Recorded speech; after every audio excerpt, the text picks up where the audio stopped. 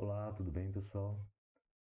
Nesse vídeo tutorial, eu vou fazer uma breve revisão dos assuntos tratados em sala de aula acerca de funções de uma variável e dos modelos lineares, e também vou resolver três exercícios da atividade do roteiro 2 que ficou para ser entregue, ok? Bom, nós vamos falar então sobre função de uma variável real, né? Entendendo que a função ela é uma relação. Ok? Então, função é uma relação. Opa, deixa eu tirar minha essa flechinha daqui. É uma relação na qual, para cada elemento de um conjunto que nós denominamos o domínio da função, a, essa função associa um único elemento da imagem. Ok? Então, é uma relação entre elementos do domínio que pega elementos desse domínio e associa um único elemento na imagem. Okay? Esta unicidade com a qual a função age sobre os elementos do domínio é fundamental porque é isso que define uma função. Né? Nós podemos ter vários tipos de relação, mas a função é aquela relação que pega um elemento do domínio e leva em um único elemento da imagem. Ok? Nós representamos função, por exemplo, por meio de diagramas. Né? Então, eu posso dizer que aqui no conjunto dos números reais, nós estamos trabalhando com funções de uma variável real. No conjunto dos números reais, eu vou ter lá um subconjunto. Esse subconjunto vai ser o subconjunto de elementos x.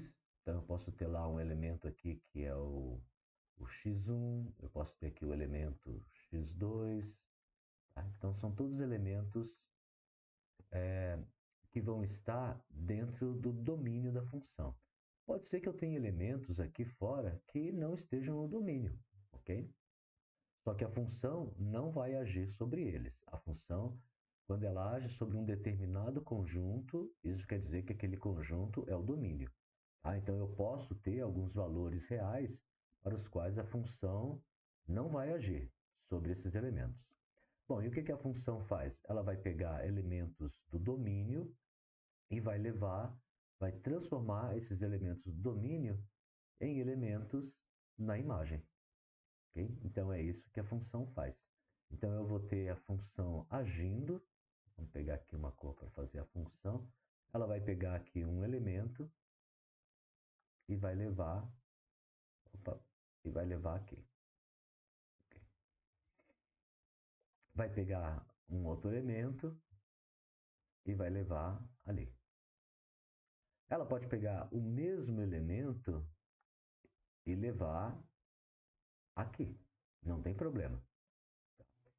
Não tem problema. O que não pode acontecer é, por exemplo, sair uma flechinha aqui do x3 e ir para esse elemento aqui e sair uma outra flechinha do x3 e ir para outro elemento. Isso não pode acontecer.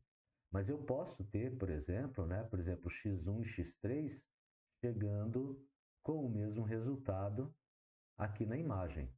Não tem problema. Tá? Então eu tenho a função pega o x2 e leva nesse elemento aqui. A função pega o x1 e leva nesse elemento. A função pega o x3 e levou no mesmo elemento do x1. Não tem problema. Agora, o que não pode acontecer? O que não pode acontecer é eu ter uma flechinha saindo do x3 e vindo parar aqui, e uma outra flechinha do x3 e vindo parar em outro elemento. Isso não pode acontecer, tá? Para cada elemento aqui no domínio da função, eu vou ter um associado na imagem. Tá? Então, para o x1 eu venho aqui, para o x2 eu venho aqui, para o x3 eu venho para cá. Agora, eu não posso ter o x3 vindo aqui e depois uma outra flechinha vindo, ó. Tá? Se eu tivesse alguma coisa assim, ó, por exemplo, ó. Percebe que eu tenho uma flechinha saindo do x3 e vindo no laranja aqui? E eu teria, sei lá, uma flechinha do x3 e vindo no vermelhinho. Isso não pode, ok? Isso não vai ser função, tá? Então, já sabemos aí o que acontece. É claro que vão ter outros elementos aqui que vão levar lá naqueles outros pontinhos, tá? Então, eu vou ter outros elementos. Aqui eu vou ter, por exemplo, um x4, que vai levar nesse pontinho aqui. E, sei lá, eu vou ter aqui um elemento, um x5, e aí a minha função vai levar lá naquele outro pontinho ali, ok? E é claro que assim como aconteceu com o conjunto, né, universo aqui, que é o conjunto dos reais, eu posso ter elementos de números, alguns elementos reais, que não vão estar na imagem da função, tá? Então eu poderia, por exemplo, ter alguns valores aqui reais que não fariam parte da imagem da minha função, ok? Por isso que a gente fala que a função ela vai pegar um conjunto que nós estamos chamando de domínio, tá? E esse conjunto domínio ele é um subconjunto dos números reais, certo? Então aqui dá para ver que eu tenho o conjunto dos reais, que está aqui no retângulo, e dentro do conjunto dos números reais eu tenho o domínio da função. A mesma coisa vai acontecer na chegada, né? Então, na chegada, eu vou ter um conjunto que nós vamos chamar de imagem da função, e a imagem é um subconjunto, ele está contido dentro dos números reais, ok? Então, pode ser que eu tenha elementos dos números reais que não façam parte do domínio, assim como pode ter elementos dos números reais que não façam parte da imagem. Tudo bem, pessoal? Ok. E a regra que vai associar esses elementos, né, do domínio à imagem é uma regra que é definida por uma certa expressão. Nós dizemos que a função pega um valor x, leva no domínio, leva num valor y da imagem, e esse valor y ele vai ser calculado por meio de uma certa regra, tá? Que é uma expressão matemática que define matematicamente essa função, ok? Bom, nós também podemos representar essa ação da função por meio de flechas, tá? Onde cada uma dessas flechas aqui é um segmento de reta, tá? Ah, nós costumamos representar os números reais em retas, porque nós estamos falando de um conjunto unidimensional, tá? Então, essa flechinha indica que eu posso continuar indefinidamente, tá? Aqui nessa minha reta, ou seja, é um conjunto infinito, e o que nós vamos ter é um elemento aqui da reta, vai ser levado em outro elemento da reta por meio da ação da função. Então, nós podemos representar isso também assim, né? Eu pego um elemento aqui da reta x e levo na reta y, tá? E essa aqui é a minha função agindo sobre elementos desses dois conjuntos, tá? Então, a representação por meio do conjunto R por meio de retas é algo que vai se tornar bastante usual para a gente. Nós também podemos representar a função por meio de uma tabela, tá? Onde em uma coluna eu coloco os valores de x, na outra coluna eu coloco os valores de y, que foram calculados por meio daquela expressão matemática que define a função. E com isso, nós vamos ganhar, né, nesta associação de x e y, nós vamos ganhar um par ordenado. Tá? Por que que é um par ordenado? É um par porque eu tenho dois valores, x e y, e é ordenado porque eles estão nesta ordem. É um par ordenado. Primeira coordenada, segunda coordenada. Na primeira coordenada eu tenho o x, na segunda coordenada eu tenho o y. Então é um par ordenado. Tudo bem, pessoal? Ok? Então digamos que eu coloque aqui um determinado valor para x, sei lá, Coloque aqui x igual a 1. Eu vou calcular o valor do y jogando esse 1 dentro da função e eu vou obter aqui um par ordenado, onde o x vai ser o 1 e o y vai ser o resultado do cálculo da função sobre o 1, ok? Se eu tiver x igual a 2, então se eu tiver x igual a 2, não, vamos colocar menos 1, o y vai ser calculado substituindo na expressão da função o valor de x por menos 1, e eu vou ganhar então o par ordenado, onde a primeira coordenada vai ser menos 1 e a segunda coordenada vai ser o resultado do cálculo da f aplicada em menos 1. Nós já vamos ver isso daqui a pouquinho nos exemplos, tá? Mas é interessante perceber a mecânica, como que funciona, tá? Então, a minha função pode ser representada por diagramas, pode ser representada por uma forma mais simbólica, como nós colocamos aqui, usando, né, essa notação de conjuntos, pode ser representada por meio de retas, pode ser representada por meio de tabelas, tá? E aqui na tabela eu estou chamando a atenção que nós vamos ter uma coluna para os valores de x, uma outra coluna para os valores de y. Esses valores de y resultam do cálculo que nós fazemos com a expressão matemática que define essa função, substituindo o x na expressão pelo número que nós atribuímos a x nesta linha, para cada linha, ok? E isso pode seguir indefinidamente. Os 3 pontinhos aqui significa que nós podemos ir escolhendo diversos valores para x, fazendo os cálculos para diversos valores de y e ganhando uma infinidade de pares ordenados x, y. Esta notação de par ordenado x, y, ela é muito interessante porque ela nos permite construir o gráfico da função, certo? Nós temos, então, um par ordenado no gráfico vai ser, por exemplo, um ponto, vai ser um ponto, eu vou ter um pontinho no meu gráfico, onde a primeira coordenada é a projeção ortogonal desse ponto no eixo do x. E aí, então, eu vou ter aqui x, ok? É o valor de x do meu par ordenado. E a segunda coordenada desse par ordenado vai ser a projeção ortogonal desse pontinho aqui no eixo y. Ok? Tudo bem? Se eu tiver um outro par ordenado, digamos que eu tenho agora o ponto, vamos por um outro par ordenado aqui, que vai ser o par ordenado, deixa eu mudar ele aqui. Eu vou até colocar assim, ó.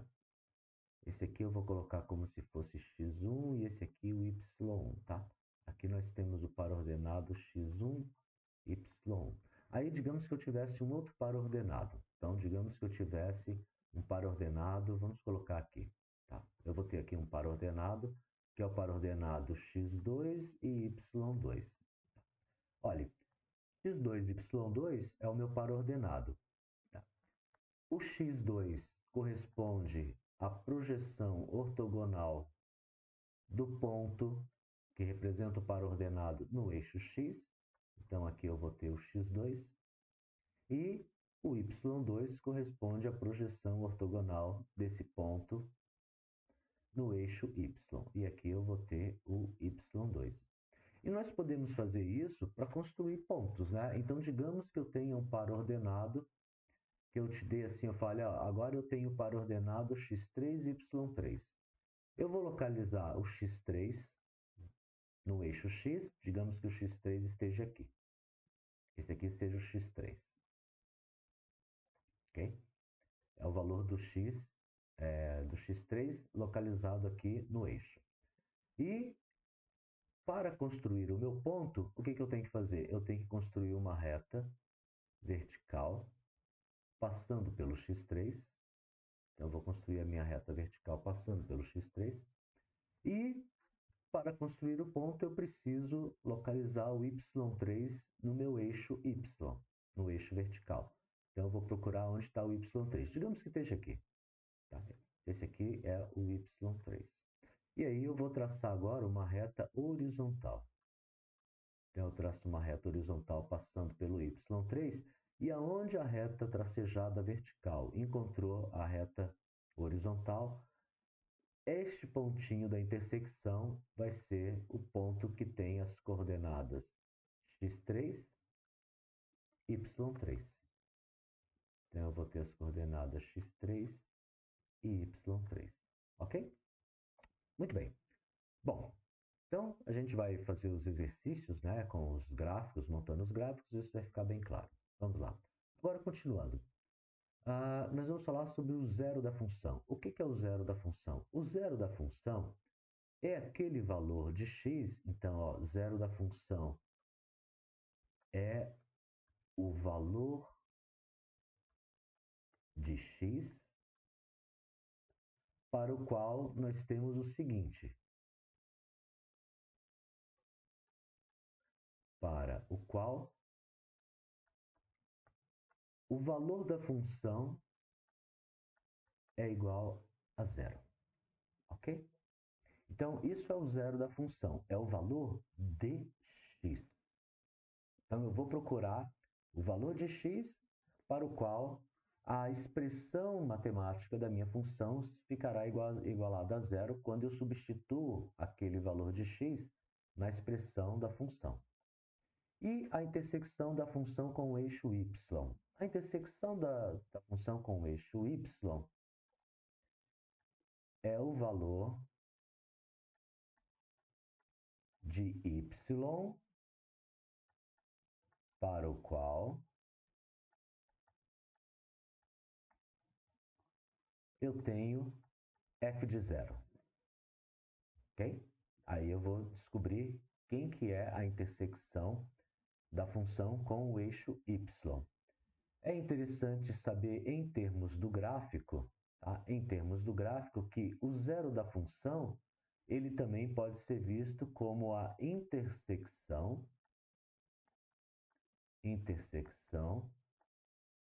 da função com o eixo x, com o x, tá? Com o eixo x. Vou colocar eixo x ali. Tá? Função com o eixo x. Tá? Então, zero da função, intersecção com o eixo x. E eu calculo fazendo f de x igual a zero. Isso aqui vai me dar uma equação.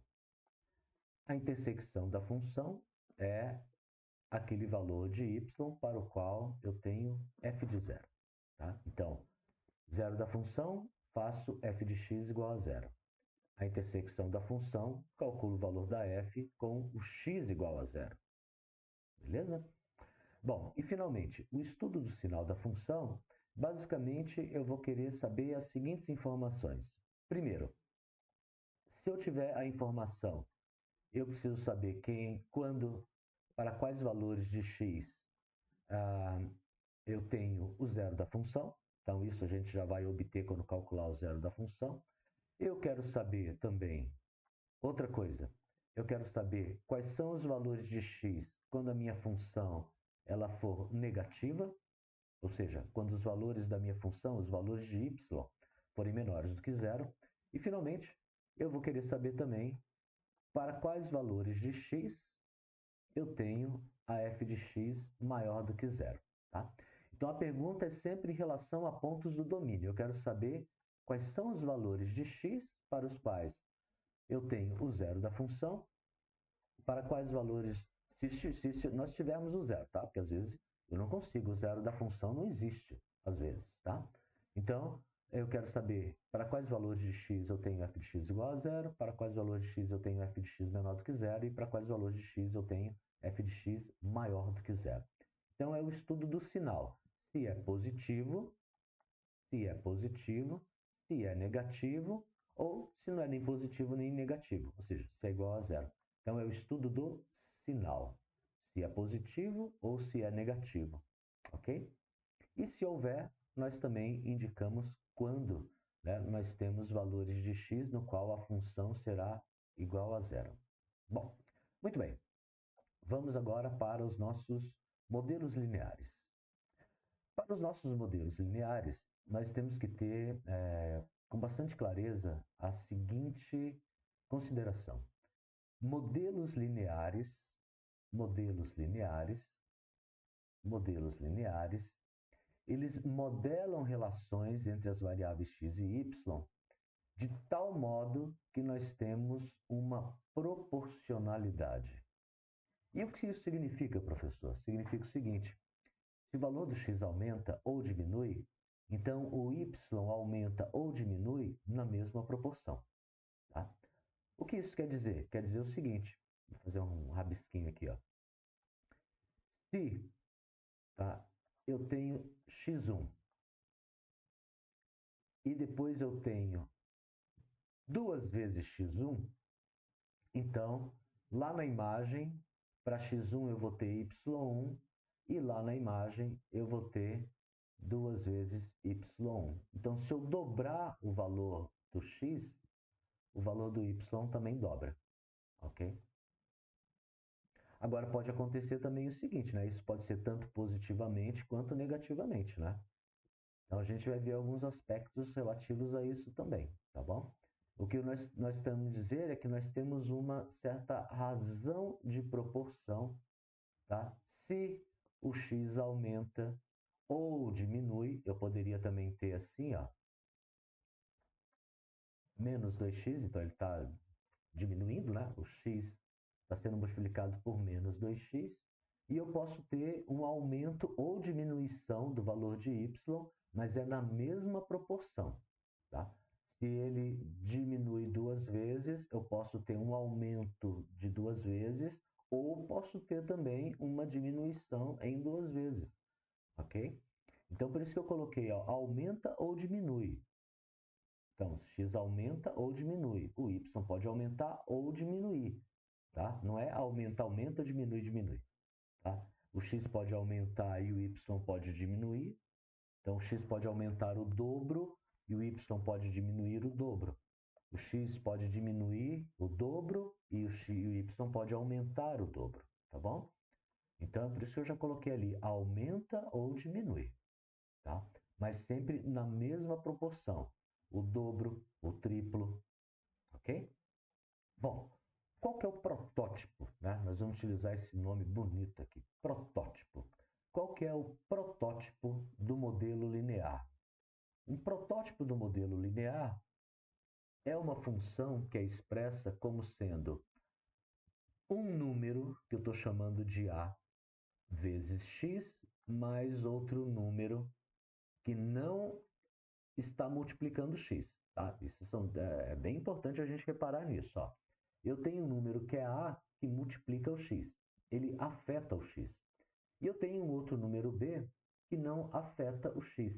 Então, nós dizemos que esse A é o coeficiente do x e o B é um termo constante. Tá? Na literatura, nós também vamos encontrar que o A é o coeficiente angular e o B é o coeficiente linear. Nós vamos utilizar bastante isso. Tá? Então, o A é um coeficiente que multiplica x.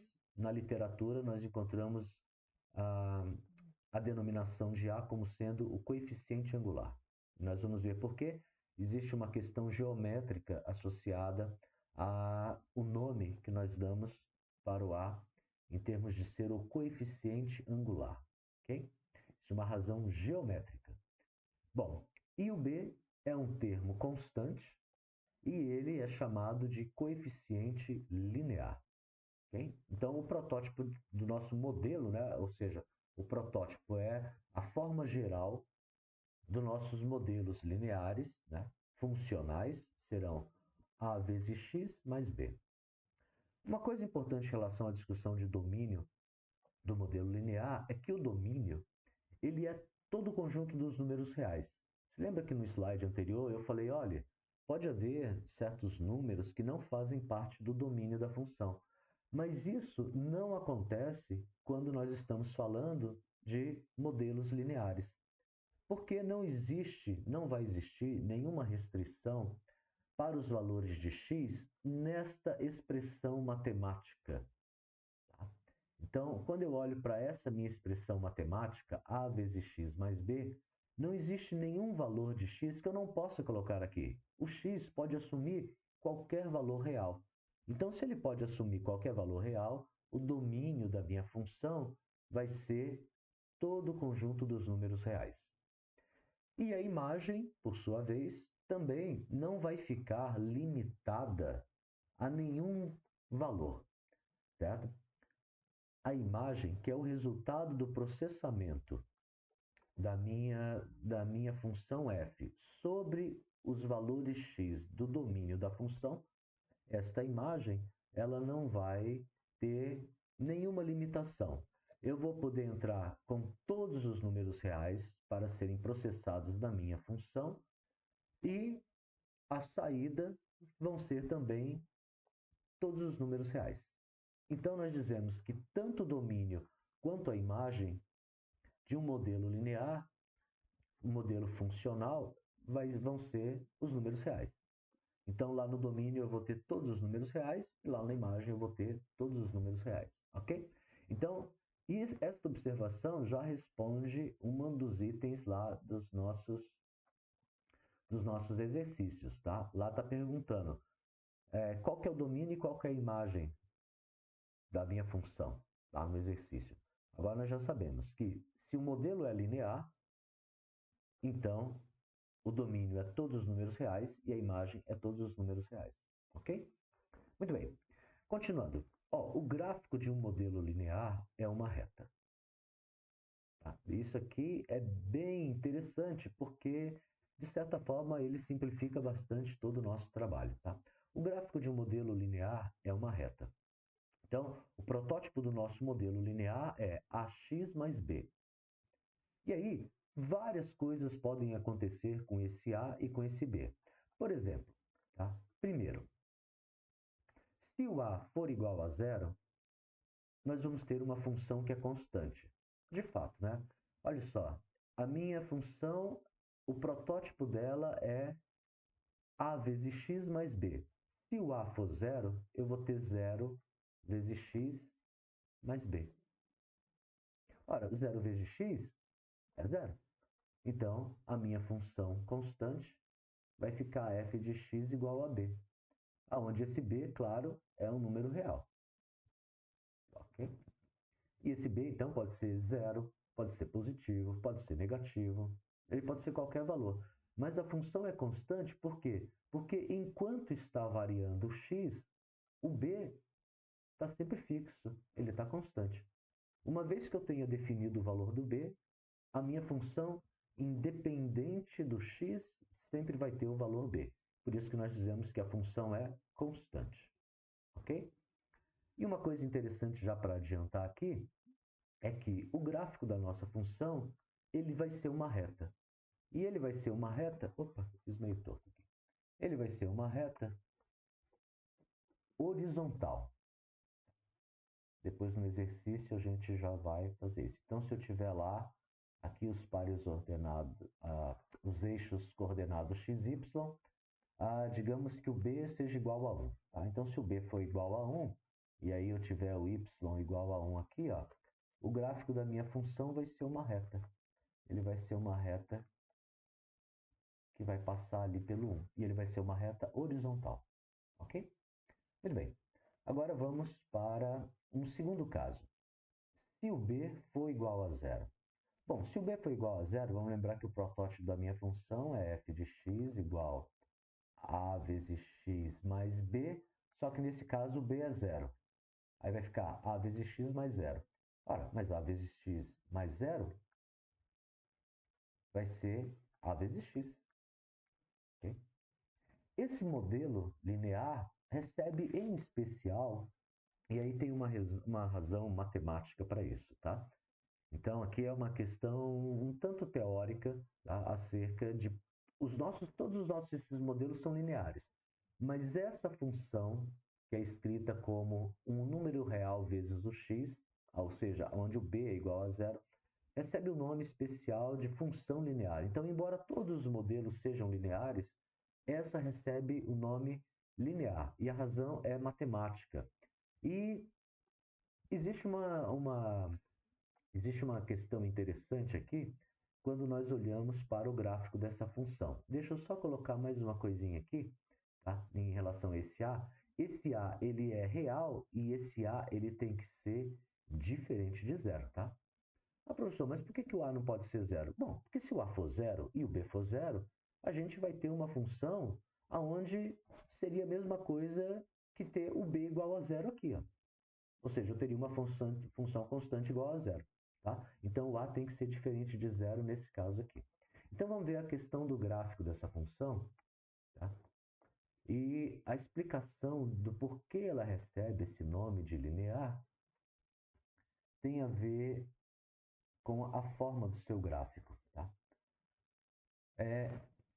Em geral, né, fenômenos puramente lineares, né, onde a função nem é constante, nem é uma função que responde a esse modelo mais geral, é uma função cujo gráfico vai passar pela origem do sistema. Okay? Então, essa é uma característica bem importante da nossa função linear. Tá? Então, é um modelo linear e recebe o nome especial de função linear. E a característica importante dessa função é que o gráfico passa pela origem, ou seja, aonde os dois eixos se cruzam. Tá? Ele passa pelo ponto 00 do meu sistema de coordenadas. Okay? E ele expressa, né, a proporcionalidade direta. Tá? Então, isso é bem importante também. Ok? Bom, nós já vamos discutir também isso aqui no exercício, só estamos adiantando aí alguma questão associada à representação gráfica das nossas funções lineares. Uma função linear importante é aquela função aonde eu tenho o A igual a 1. Tá. Se eu fizer A igual a 1, na minha função linear, nós vamos ter f de x igual a 1 vezes x, ou seja, isso aqui na verdade vai ser f de x igual a x. E essa função ela recebe o nome de função identidade. Por que função identidade? Porque na medida em que eu vou jogando um valor de x aqui, o resultado do processamento é o próprio valor. Então, f de 1 é igual a 1, f de 2 é igual a 2, f de 3 é igual a 3, f de menos 1 é igual a menos 1, f de menos 2 é igual a menos 2. Uma característica importante do gráfico dessa função, tá, é a sua inclinação. Eu vou até modificar um pouquinho aqui. Deixa eu pegar esse carinha aqui. Eu não vou dar para rotacionar ele. Deixa eu apagar e fazer um outro, um pouco mais geral, tá? Ele está certo, tá? Eu só quero evidenciar uma característica. Tá? Esse aqui eu vou fazer ele assim, ó. Bem assim. Tá? Então, ele tem uma inclinação bem acentuada para a direita, né? E na função identidade, essa inclinação é tal que, se nós admitirmos que a posição relativa entre esses eixos é de perpendicularidade, ou seja, forma um ângulo de 90 graus, essa minha reta que representa a função identidade, ela divide o 90 graus em dois ângulos de mesma medida, ou seja, 45 graus. Okay? Então, essa é uma característica importante da função identidade. Okay? Bom, então nós vemos o seguinte, ó, esse A aqui, ele é coeficiente angular porque ele tem a ver com o grau de inclinação da minha reta. Se o A for zero, o grau de inclinação aqui, ó, é ângulo zero. Tá? É o coeficiente, não é que o ângulo é zero, né? Mas o coeficiente angular é zero, o ângulo é zero. Aqui, o coeficiente angular ele é diferente de zero. Tá? Então, eu vou ter um ângulo associado à inclinação desta reta. Se o A for 1, esse ângulo é 45. Depois, quando nós discutimos a questão da trigonometria, nós vamos ver uma coisa interessante, né? Esse coeficiente angular, na verdade, ele está associado ao ângulo, mas não exatamente, ou não diretamente ao ângulo. Ele está associado à tangente do ângulo, ok? Ele está associado à tangente do ângulo, tá? Só fazendo um pequeno recall aqui, tá? A tangente do ângulo, depois a gente vai estudar isso com bastante calma. A tangente do ângulo, a tangente do ângulo é uma função, tá? Então a tangente de um certo ângulo θ é uma função que depende de outras duas, cosseno θ sobre opa,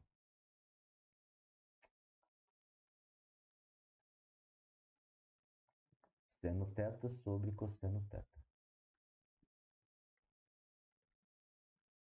Seno θ sobre cosseno θ. Okay? Então, esse coeficiente angular aqui, tá? O A, tá? A igual a zero, A diferente de zero, A igual a 1. Esse coeficiente angular, ele tem a ver com a tangente, ele tem a ver com a tangente desse ângulo aqui, ó. Tá? Por isso que ele se chama o coeficiente angular. Tá? Então, ele não está associado diretamente ao ângulo, ao valor do ângulo. Ele está associado ao ângulo, mas pelo valor da tangente do ângulo. Depois a gente vai discutir isso com um pouco mais de calma, beleza? Bom, e finalmente, se o A e B são diferentes de zeros, continuando aqui, tá? Então, aí, nesse caso, a minha função assume lá aquele modelo geral, né? A mais x mais b. Okay? A vezes x mais b. Tá? O gráfico da função também é uma reta, mas aí podem acontecer o seguinte caso, tá? Eu posso ter o seguinte. Eu posso ter, então aqui o gráfico, vamos fazer aqui o eixo, mais um outro eixo aqui. E aí o gráfico da minha função, ele pode ser, sei lá, alguma coisa assim. Aqui, por exemplo. Pode ser assim. Se eu mudar o valor de A ou se eu mudar o valor de B, eu vou ganhando outras possíveis retas. Tá? Então, eu posso ter retas inclinadas para a direita, eu posso ter retas inclinadas para a esquerda. Tá? Então, eu posso ter aqui uma outra função e o gráfico da minha função pode ser assim. Ó. Okay? Então, essas retas elas vão estar dependendo diretamente, né, do valor do A e do valor do B, ok? Dependendo do valor do A, dependendo do valor do B, eu vou ter diferentes inclinações e posição da minha reta. Okay? Vamos ver como isso fica lá numa calculadora gráfica que eu gosto de utilizar, que é o GeoGebra. Tá? Então, olha só, eu vou colocar aqui um parâmetro de controle A, que vai ser o coeficiente angular, e quando eu só digito A e digito Enter, tá? Ele cria um controle deslizante no qual eu posso ficar variando o valor do meu A. Apenas por uma questão de... Eu vou deixar aqui esse controle variando de 1 em 1 e vou colocar, sei lá, ele variando de -10 a 10. Ok?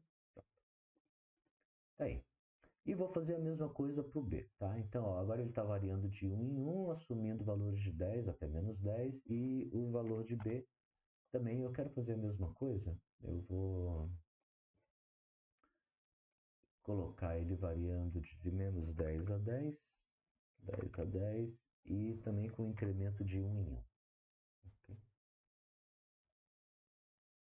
Embora ali, esse eu vou deixar de 1 em 1, eu não deveria ter deixado o outro de 1 em 1, eu vou deixar de meio em meio, tá? Configuração, esse aqui eu vou deixar de 0.5, 0.5 e 0.5. daí ele vai variar de 0,5 em 0,5 ali. Muito bem. Bom, agora eu vou escrever a minha função, ó, f de x igual a vezes x mais b. Aí. Veja que ele está pegando os valores que estão setados aqui, configurados para esse controle deslizante com a igual a 1, b igual a 1. Isso está me dando a função f de x igual a 1 vezes x mais 1.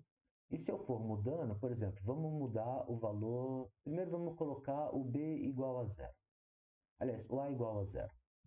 Vamos colocar ó, o a igual a 0. Se eu coloco o a igual a 0, eu vejo que a minha função ela se torna uma reta horizontal. Se eu vou mudando o valor de a, ó, coloquei b, o b igual a 0. B igual a menos 1, B igual a menos 3. Então, se veja que o B ele está controlando se a reta está indo para cima ou se está indo para baixo. B positivo aumentando, reta para cima. B igual a 0, a reta fica sobre o eixo. B menor do que 0, a reta vai descendo. Ok? Muito bem. Vamos deixar o B igual a 0. Agora eu vou variar o valor do A. Então, agora A igual a 2. A igual a 1. Ó, A igual a 1. Tá? Vamos ver que isso aqui realmente tem a ver com o coeficiente angular. Eu vou colocar uma outra reta aqui, só para ter uma referência. Vamos colocar uma reta aqui nesse eixo, só para ter uma referência aqui. Tá? Aí. Eu já vou esconder ela, porque eu não preciso dela, e eu quero o ângulo. E quero medir o ângulo. Deixa eu ver se... Acho que aqui nessa ferramenta não vai ter... Porque eu estou na calculadora gráfica, né?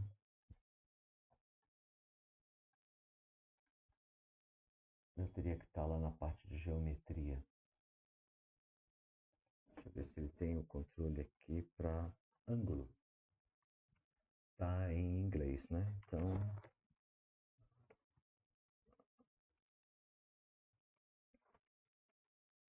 Eu acho que aqui... Não, ele está em português ali. Então eu vou colocar aqui... Medir... Deixa eu ver se ele aparece. Eu acho que eu não vou ter ângulo para ser medido aqui, mas eu vou ter inclinação. Eu teria que estar na calculadora, teria que estar na parte geométrica. Mas tudo bem.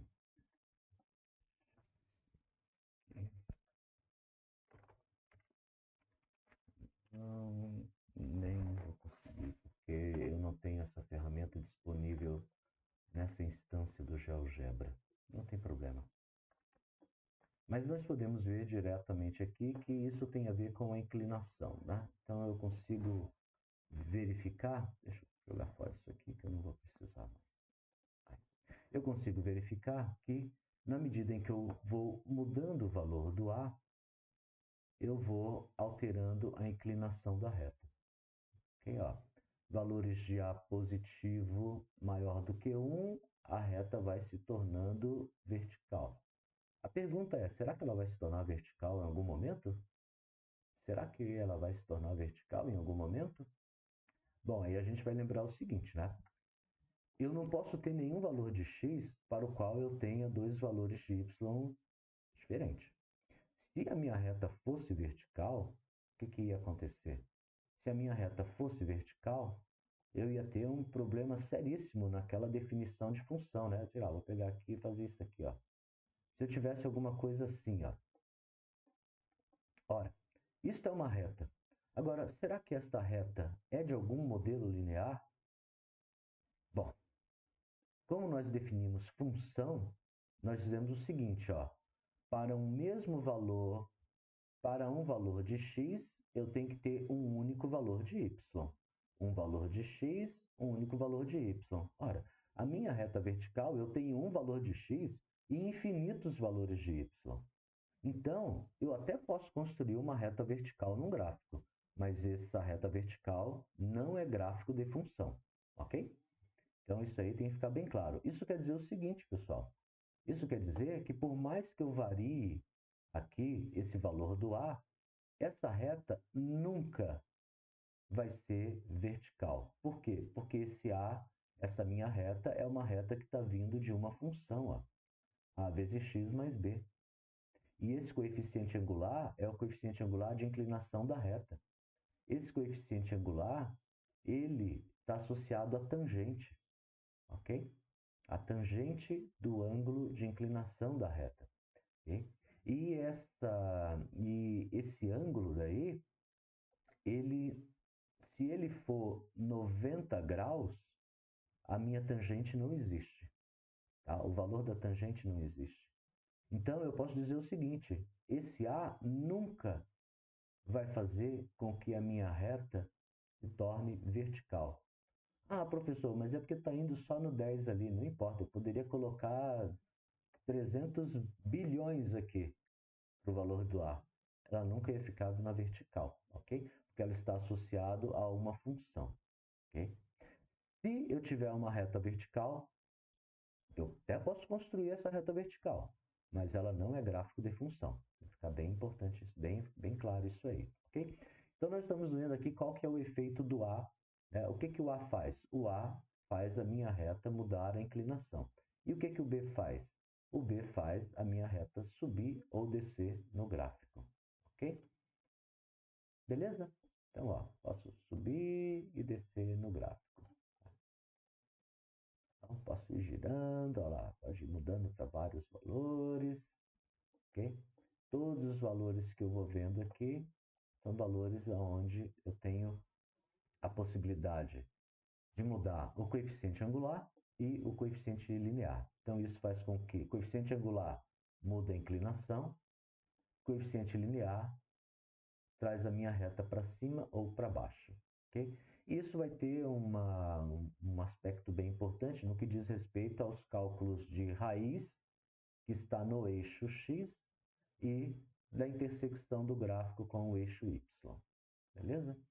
Bom, pessoal, eu vou parar rapidamente aqui, que já deu bastante tempo, e daí a gente volta para fazer os exercícios. Até daqui a pouco.